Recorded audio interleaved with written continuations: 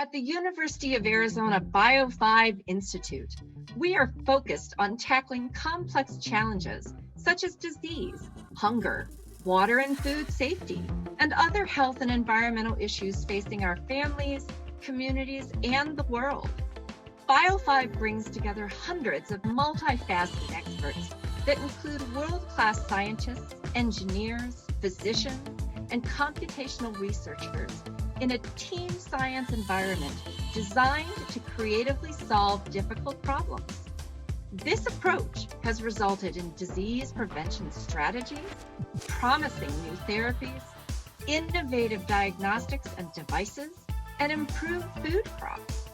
Join us each week as we talk about science with researchers, staff, and students from the University of Arizona's Bio5 Institute.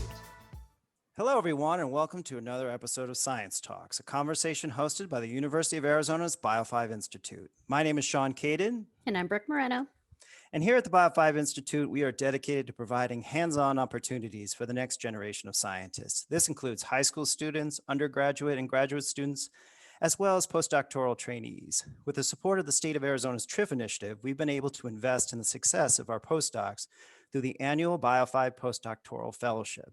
This fellowship was established by Dr. Michael Johnson in 2019. It has provided monetary awards to exceptional fellows, as well as professional development opportunities to enhance their grant profiles and provide them valuable data in their areas of research. Today, we're talking with Dr. Robert Jackson. He is a postdoctoral fellow in Dr. Koenraad Van Doorslaer's lab. Say that quickly. Dr. Koenraad Van Doorslaer's lab, and a 2020 Bio5 Postdoctoral Fellowship awardee. Dr. Jackson studies the human papillomavirus. This is one of the most commonly sexually transmitted infections in the world and the cause of 5% of all cancers worldwide. So he's also recently been awarded a highly competitive postdoctoral fellowship from the Canadian government. Ooh. Yes, congratulations on that as well. Dr. Jackson, thank you so much for joining us today. Thank you. Yeah, it's nice to be here. Thanks for having me. I feel very grateful for the opportunity to talk about science, especially a topic that's near and dear to my heart, which is viruses. Viruses, well, and viruses seem to be the thing that a lot of people are talking about these days. Yeah, it's been a pretty common topic of conversation, let's say the past year or so. I know, it is pretty mind-boggling to think that this has been a year since we all kind of went into a totally different way of conducting our daily business. So we'll get into some of those questions with you, but I do want to start off with so you're from Canada. Yes, this is correct. You are, I believe, we've also had another researcher from Canada, and I'm assuming like what brought you to Tucson was the wonderful weather we have here, but it definitely didn't deter me from coming. So I was fortunate enough when I was looking for a postdoctoral position. I was able to come down here and give a talk, invited by Dr. Van Doorslaer. Mhm. And the weather was amazing. It was November when I came. Oh, that's back the perfect home. time to come. Yeah, back home it was like, a blizzard. And then coming down here, it was like being on vacation. So that definitely, skewed my decision. Well, and I grew up in upstate New York, so it's like you can't get much more different than Yeah, the Tucson, Arizona. But I mean, November is a really, really good time to come. Now, if you came in August, maybe you would have had second thoughts, but yeah. When I moved here, it was in June. okay. So that was like a big wake up call. You were misled, huh? I know. November, it's like, this place is great. Why doesn't everybody live here, right? Yeah. Oh, Yeah. June. I found out pretty quickly. Ah. Great. So I do have a question because we talked about viruses and we talked about the past year, and it is a typical question that we ask most people. So when we went into this alternate way of working over the past year, how did that impact your research? So you work with viruses. There was probably a transitionary period where you're like, okay, well, what can we do going into the labs? Absolutely. So talk about that experience for you. Yeah, so I think initially it was, at least in our lab in particular, but in all the labs around us, I think the first concern was making sure that we're following the guidelines properly, making sure that we're doing everything we can to protect each other, protect ourselves, protect our families and friends. So definitely when the kind of lockdowns came into place and the restrictions came into place, we did what we could to follow those as strictly as possible. But then it came to, applying what we know, our training. My training is in biotechnology. It's in applying, you know, technological advancements to understanding biological problems. And a pandemic is a biological problem. So I think we quickly were thinking of ways that we can contribute to understanding more about the COVID-19 pandemic, how we can apply our virological techniques and our skills and training in viruses and adapt those to understanding this other virus, SARS-CoV-2. So definitely there's a process or a period of time where we transitioned a lot of our work into COVID work. And some of those projects still continue in different forms. It's science is projects are rarely ever finished. You start a project and it leads to 3 projects, and then each of those leads to more projects. So it's an ongoing process of iterative conjecture and refutation, let's say. Absolutely. In our program, we work with high school students. And one of my favorite things is when they first realize when they answer one question, it just leads to a million more. And that sort of defeat but intrigue that shows up on their face. And then you've made a lifelong learner out of them. So I can appreciate Yeah. No, I think, establishing that passion early in youth is incredibly important. And in terms of science advocacy, like that's where back home, that's something I spent a lot of my spare time in, is advocating for youth science. Oh, wow. awesome. Wow. Tell us more about that. Science fairs and stuff like that. So that's something that, I'm still kind of involved from afar with it's the Northwestern Ontario Regional Science Fair. Okay. Very cool. Yeah, so that's something that I think is awesome. It's getting kids excited about science. Well, Geography is no limitation here, huh? Yeah. And you're talking to the right person in Brooke, because she's always looking for a keys recruit. So if you have interest in talking to students, I mean, this is a great opportunity, because I'm always interested in talking to Write students. that down. We have this recorded, so it's great. Yeah, it is now. The commitment is there. Awesome. Well, thank you for being somebody who's out there advocating for science. I do remember being a student in science and not understanding all the elements, but I think now, in the environment that we're in now, it's people are starting to understand. It's like you have to really understand how viruses interact and how we can get to the bottom of breaking up those interactions so that we can return to some degree of normalcy, which is what I think a lot of us want, but we want to do it in safe ways. So, Exactly. So you study HPV, Yep. and talk about your research with HPV and how you became interested in HPV. It is very prevalent worldwide, and it's something that I know we have a couple of researchers that study HPV, and I know Dr. Van Doorslaer's work. I know Dr. Campos's work. He also works with HPV. Talk about your experience with learning all the elements that go into trying to unlock, potential cures. Yeah. So HPV, human papillomavirus. To me, this is a fascinating virus. It's so small. Its genome, the genetic material, basically its recipe guide that it has in this virus, is extremely small. 8,000 base pairs, 8,000 nucleotide letters, in comparison to our own genomes, which is 6 billion letters. So I just think it's amazing, number one, that a virus with such small ability to code these recipes can have such significant effects on human biology, and in some cases leading to cancers. So oftentimes HPVs are associated as these cancer-causing viruses. Now, I think it's worth noting that some HPVs can do this, but not all HPVs. There are hundreds of types of HPVs causing warts, causing cancers in some cases, but most of the time, you probably won't even know you have this HPV infection. It's going to get cleared by your immune system. But it's the ones that can cause cancer, that can persist or stay in your cells for a long period of time, causing these abnormal changes that have really fascinated me. So I've been studying HPVs for over a decade now, starting originally in Canada. focused on HPV-16, which causes the majority of cervical cancers, as well as a growing number of these oral cancers in the oral cavity. Fascinating. Wow. Yeah, thank you. So it's interesting to me that I didn't know that it was such a small genetic sequence. Was that sequence very early on then? Because in theory, So it should be very the attainable? history of HPV and its association with cancer is quite interesting. The discovery that HPV is associated with cancer was also awarded a Nobel Prize to Harold Zerhausen, Dr. Harold Zerhausen. So there were these sequences found in cervical cancer specimens. They've also been found in a variety of cell lines that have been isolated from cervical cancers over time.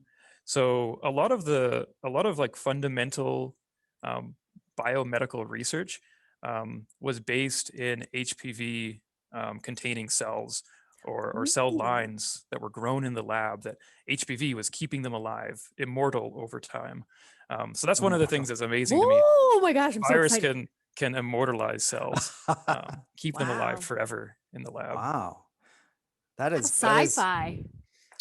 Yeah. Immortality is real, folks. On a cellular level. All right, that needs to be a Bio5 seminar. Oh my goodness. I was going to say, we've done it in the lab. We made cells immortal. Yeah. Well, I would assume as long as they're stored at the correct temperature, or does that have any impact? So yeah, when a lot of times when you hear things like cell culture, or we're growing this in the lab, like what that actually means is that we're mimicking lifelike conditions. So say you have your cells, they'll be growing on a layer in a petri dish, and we'll be feeding that with a liquid that we call a medium. It has nutrients, growth factors, those kind of things in there.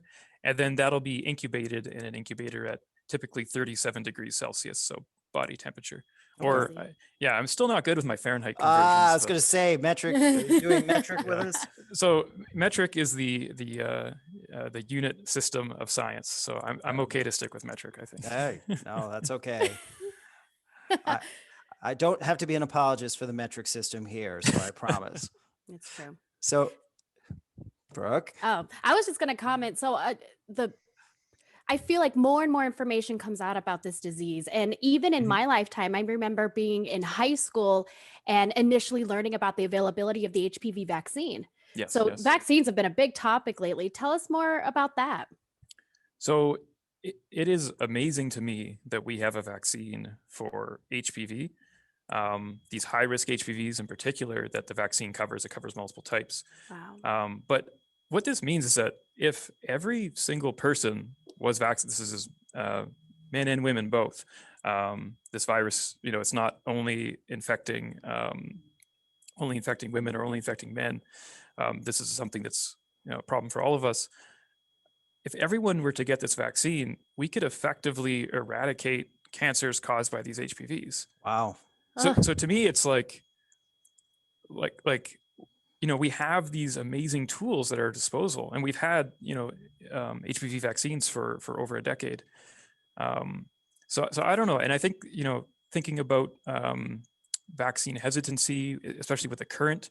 So we're in a state where we have a pandemic, and we can see the effects of that pandemic, and these consequences are a lot more immediate than with cancers that take years, decades to occur. Sure. Right. And we still have that hesitancy. So that worries me. From a technological side, it amazes me that we have these tools, that humanity has come together to advance these technologies to solve these problems. But the social aspect, I think, is incredibly challenging, and how to communicate the efficacy of these tools and the safety of these tools, which are both amazing. So anyway, sorry to kind of go off topic there, but good plug. It amazes me, but it also, I like to be optimistic, and but it also worries me that we don't have the uptake that I think would be required to eradicate, at least on a time scale that I think would be appropriate. Because the fact is, viruses like HPV, or immediately now SARS-CoV-2, these are causing a massive burden on our society, on people's health. So to me, that's something that we need all hands on deck. So is that something you talk about in your talks or will be talking about in your talks? Because I think hearing that, I've heard that now from multiple sources. Matter of fact, I was in Dr. Goodrum's virology conference yesterday, and they were Mm. talking about kind of a fundamental distrust of some of the science that's out there and how we overcome that distrust. It's incredibly difficult. It's something that I think we have to talk about as scientists. We have to Mhm. communicate with the public. Often when I give talks, I'm really fascinated on my particular topic. I'm Mhm. fascinated on the techniques, the discovery of, some new biology, for example, Yeah. or applying interesting techniques to understanding biology. But, it is worthwhile having like a let's get down to earth moment and talk Mhm. about Mm. the big picture. So I think I try to put that into my talks, but I think in this conversation I'll try harder. Well, I think the more people I mean, we're very fortunate that we're surrounded by scientists who are giving us information and we're having a conversation. We're asking questions that maybe we wouldn't feel comfortable asking in public forums, but Yep. because you just don't know. I mean, misinformation can get out there. I mean, we've talked with Bonnie LaFleur about some misinformation and how we can help correct that. And I think, and Brooke knows this really well with the Keys program, it's people assume scientists know everything, It's and the it's, opposite, I think. yeah. I mean, we know what we don't know, or at least we try to Mhm. define what we don't know. Yeah. And I think that's fundamental to the scientific process, is defining your problem, defining the knowns and the unknowns. Oh, I love So I that. think it's a fundamental process of methodically understanding something.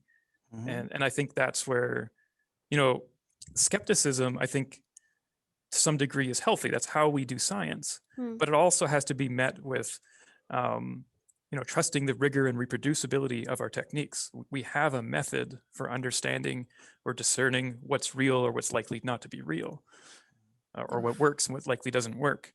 Um, but it's tough, I think, to share how important that process is. I think that that's really helpful too, to share the process, because if people knew the amount of effort that goes into the process and the amount of double checks and eyes on a certain subset of data, Yeah.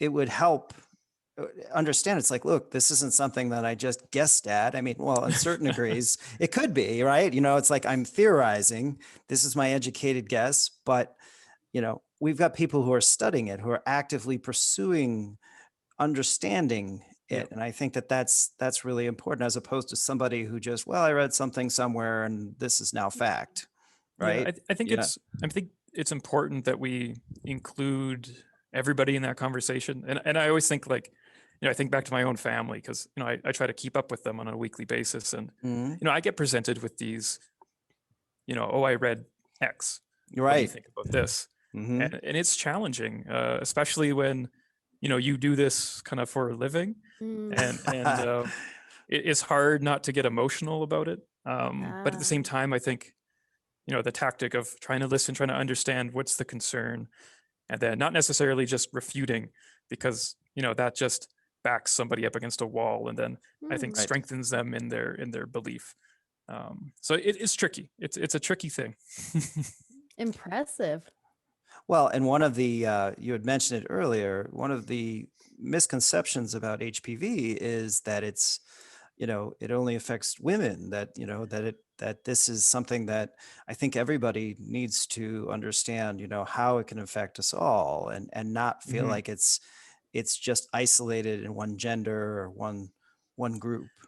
Yeah, and it's tricky, because anytime you talk about a sexually transmitted pathogen, such as HPV, there is a lot of stigma that goes along with that. Mhm. Sure. Um, it's not good news to receive, if you have an HPV positive test, for example, or if Mm. you learn that you have HPV positive abnormal cells in a precancer, for example. Mhm. It's really tied. There's a lot of additional burden that goes along with understand or learning that and understanding that. But I think HPV as a virus, it just likes epithelial tissue. the lining of your oral cavity, your genitals, even certain types of HPV on your skin, causing warts, for example. So the virus doesn't really, care too much about the host. It's just looking for a cell to infect. All right. So, and we all have those. So, yeah, exactly. So widely we all have- available. yeah, a cool fact about papillomaviruses. So HPVs are part of a family of viruses known as the papillomaviruses, and there are papillomaviruses infecting animals across the animal kingdom. Wow. So from turtles to other mammals, it's crazy the types of papillomaviruses that are out there. Mhm. Oh, that's interesting. So, well, you also now receive. We talked about the Canadian fellowship. Yes. So talk about that. Was that something that growing up in Canada, you're like, I want to get this award someday, or maybe. I mean, it probably wasn't on my radar when I was really young. I think as a kid, I think my goal was I'm going to be an astronaut. Yeah, because in Canada, I mean, we don't have too many astronauts, but they're like celebrities back home. Right. So, Aw. yeah, when I was growing up, it was like Roberta Bondar and and then when I got older, Robert Thirsk and Chris Hadfield and all these Canadian heroes. Tell us a little bit about how you found HPV, how you came to start study this. I was fortunate enough to do my undergraduate as well as my graduate training in my hometown, Thunder Bay, Ontario. It's northwestern Ontario. It's at the top of Lake Superior. Wow. And here we have a university called Lakehead University, and there's a hospital as well as an affiliated research institute. And that's where I kind of caught the bug of doing HPV associated research with my PhD mentor, Dr. Ingeborg Zebi. So that was a great opportunity to be able to do that kind of training and do that kind of project in my hometown. And definitely, coming here to Tucson to continue that work on HPV, studying HPV and understanding its natural life cycle in tissues. And then getting that recognition from the Canadian government to continue that work, that means a lot to me as a Canadian living abroad. I can only imagine. So with the Canadian fellowship and now your Bio5 postdoctoral fellowship, Yes. How are you applying these to further your research? Yeah, so I'll talk first about the Bio5 postdoc fellowship, because that is really a testament to the expertise available in the broader University of Arizona community. So you mentioned that there's other HPV researchers like Dr. Campos.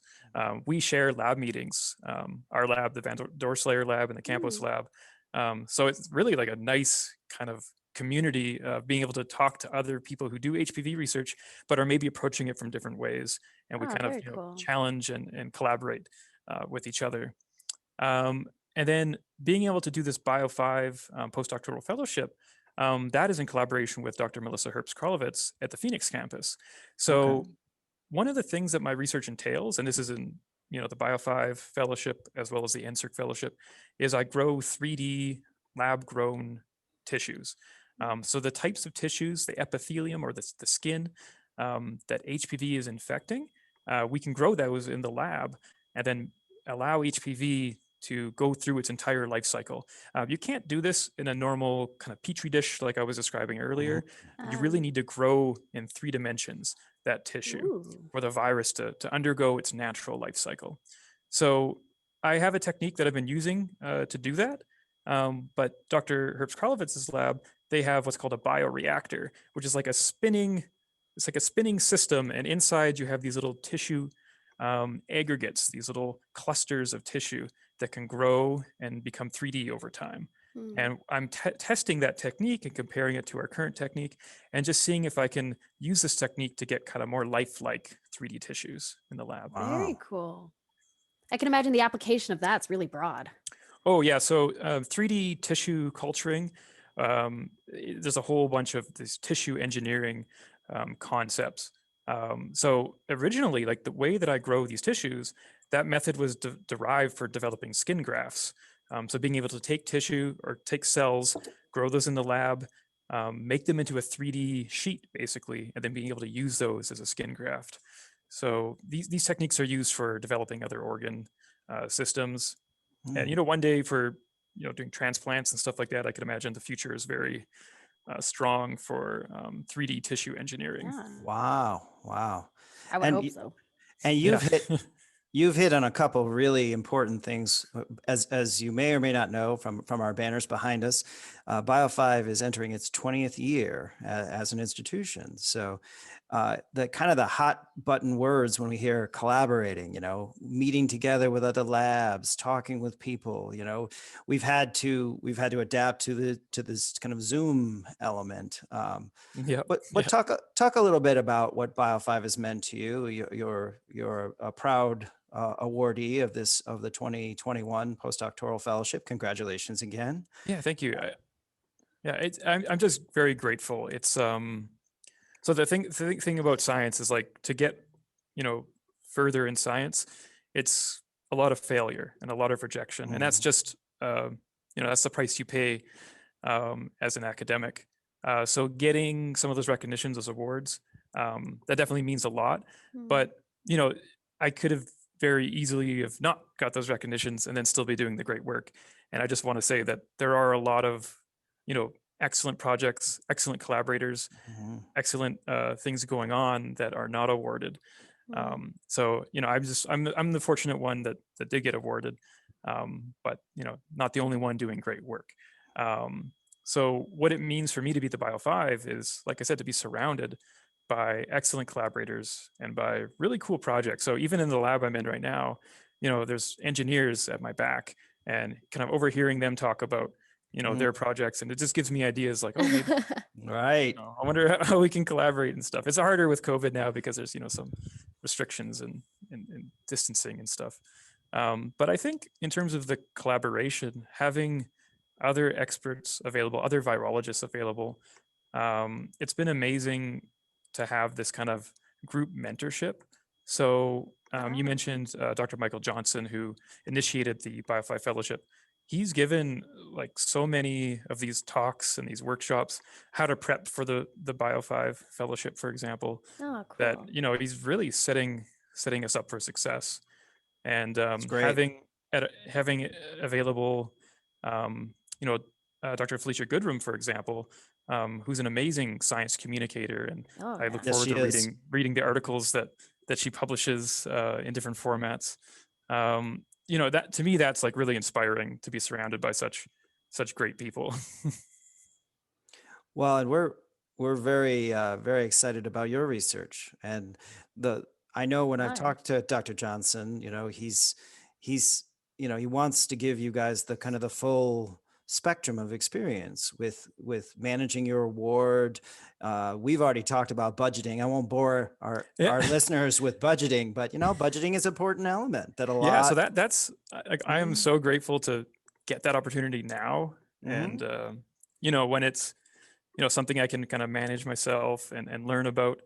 I can't imagine how hard that transition would be, like going from a postdoc to being an assistant professor, and then having all of a sudden all this power and responsibility and not knowing what to do with it. I think would be frightening. So I think I'm trying to build those skills as early as I can. This is a good test drive for things like that. Absolutely. Yeah, so I appreciate your help, Sean. Thanks for letting me pick your brain about budgets. We need the money, man. Well, and now you have my cell phone, so don't give that out to everybody, Rob. Yeah, I'll be calling you at 2 a.m. to talk about reallocation expenses. I may not answer that call, but I'm just kidding. You could call. You could call anytime. So. So I just want to thank you. We usually end with a fun question. Is there something about you that it can be research related or non-research related that people may not know? Oh, it's a good question. I mean, people probably know, but I will say it. I am a diehard Detroit Lions fan. Detroit Lions. So, and I know that if anyone else out there is a Lions fan, we've been through a lot, but I think things will get better.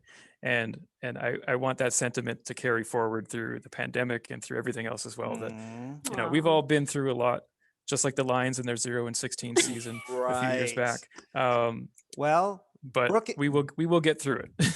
Yeah, I'm a Browns fan, so Oh, I recognize well, you. you know, we're in a It very does similar get better. cohort. Hang in there. Yes, Yeah. yes. You know, who knows? A couple years, the Browns and the Lions may be in the playoffs. So, Browns Lions Super Bowl is my dream. wow. Ooh, okay. Let's hang That on to would- that nugget. Oh boy, I think people would think it's either the end of the world or it's the start of a new era.